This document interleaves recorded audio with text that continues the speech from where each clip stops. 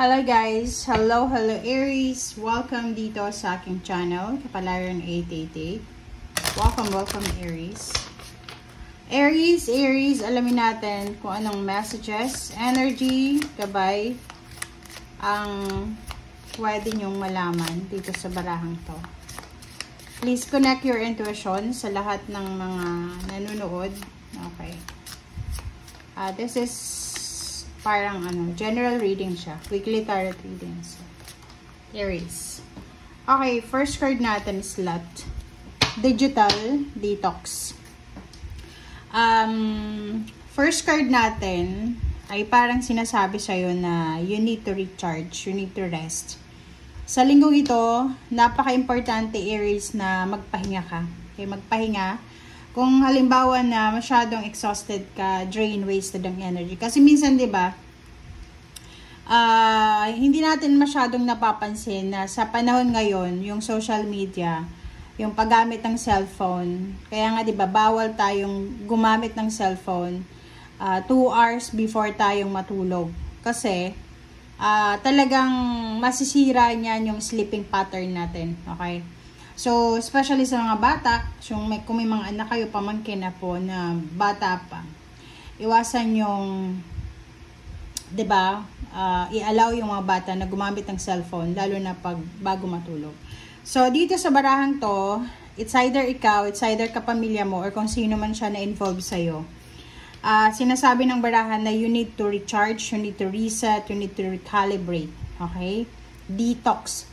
Digital. Okay? So, literal siya na digital detox. So, sinasabi na anuman ang gamit mo na gadgets, kung sobra-sobra na alam mo na nagbibigay na sa'yo ng sadness, nagbibigay na sa'yo ng, like for example, kasi may effect yun eh. 'Di ba? Mayroong studies na yung sobra-sobrang paggagamit ng gadgets, especially cellphone, minsan nakaka-apekto sa emotional. Okay? Emotional and psychological. So, eto yung message na to ay makaka-resonate doon sa mga Aries na wala na kayong ginawa kundi mag-browse na lang. Okay? So, tingnan natin. Liyama. Okay, Liyama, soul growth.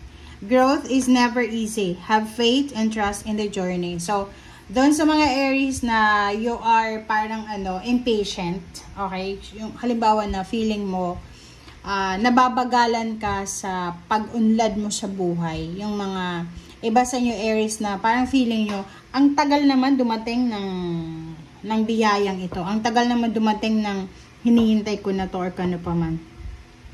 Sinasabi ng barahan na kailangan mong magkaroon ng faith. Okay? Have faith and magtiwala tayo na kung talagang para sa'yo, para sa'yo. Kung hindi para sa'yo, hindi yan para sa'yo. So, wag kang masyadong ma-stress.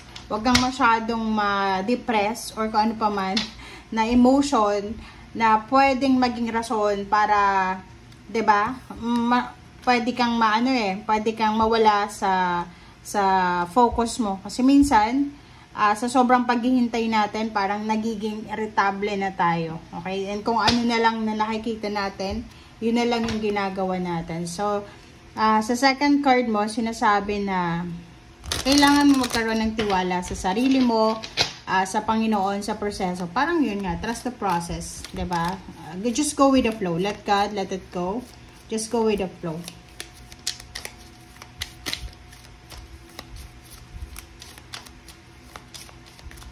Alright.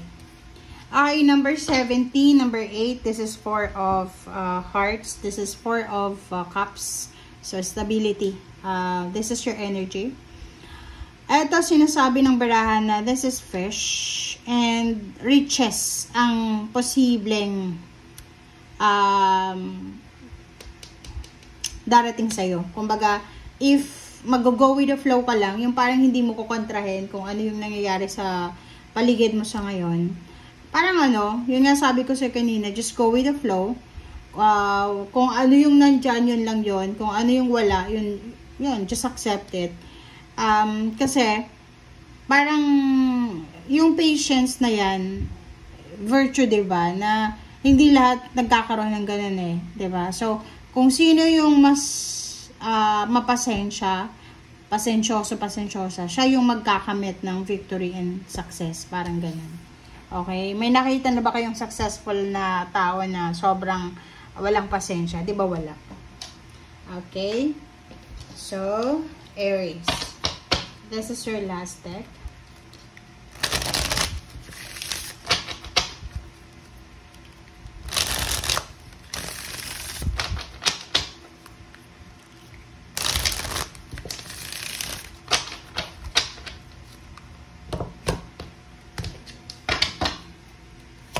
Okay.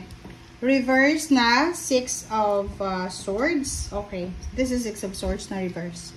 So, nakikita ko sure dito na this is weekly tarot reading, guys. So, maybe this week, yun nga, you are parang impatient eh. Kasi growth to eh. It's either travel, relocation, growth, development. Parang gano'n na iniisip mo na ang tagal-tagal. So, if you're waiting for travel, for a success, for an information, communication, possible ka na pwedeng ma-delay siya sa linggong ito. Page of Swords and the Star. So, sinasabi ng bara sa'yo dito na mag-focus tayo. We need to focus sa kung ano yung pangarap mo. Like, yung pinaka-importanting pangarap natin sa buhay.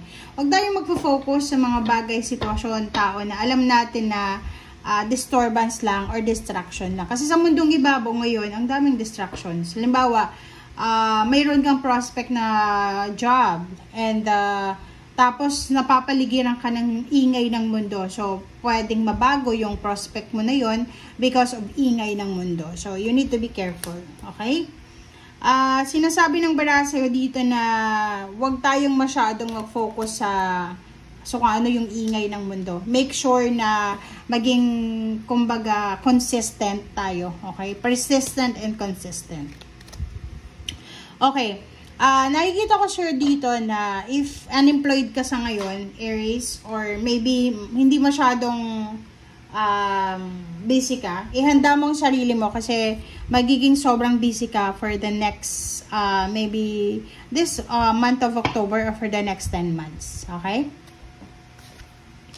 Okay, the Hierophant and Ace of Swords. So, you will receive parang an information from someone. So, maybe this is your mentor. So, makakatanggap ka ng impormasyon sa isang tao or sa isang group ng individual na pwedeng makatulong sa'yo, especially sa information. Ten of Swords and Magic. Okay, this is the Sun. So, yun.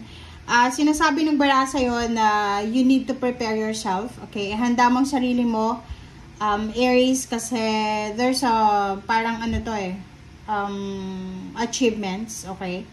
So, from pain and heartache siya, or parang from disappointments to success, and from sadness to happiness. So, ihanda mo yung sarili mo, kasi you are connected, you are attached sa isang tao, na like maybe water sign, Pisces, Scorpion, Cancer, na pwedeng makatulong sa'yo para makarecover ka sa kung ano man na Ten of Swords, and then makuha mo yung the magic or the sun, or parang makarecover ka sa kung ano man na hindi magandang nangyari sa'yo sa past, and you will move on happy, contented, and successful. Okay, Three of Swords and the Justice. Wow. Diba? So, sinasabi ng bara sa'yo dito na you will receive good news.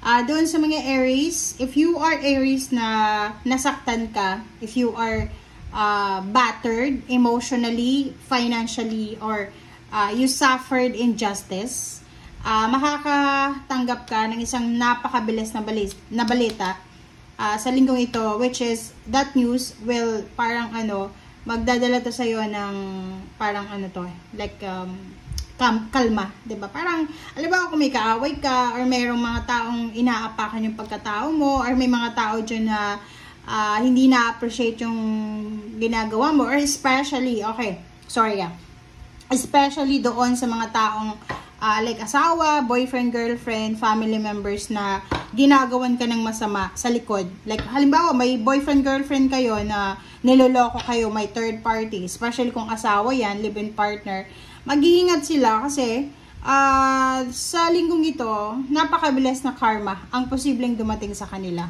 Especially sa mga couple to. Okay? So, Page of Pentacles, there's an parang napakabilis na contract signing, job offer, ang posibleng darating sa'yo. So, nakikita ko sa'yo dito na magdadalawang isip ka.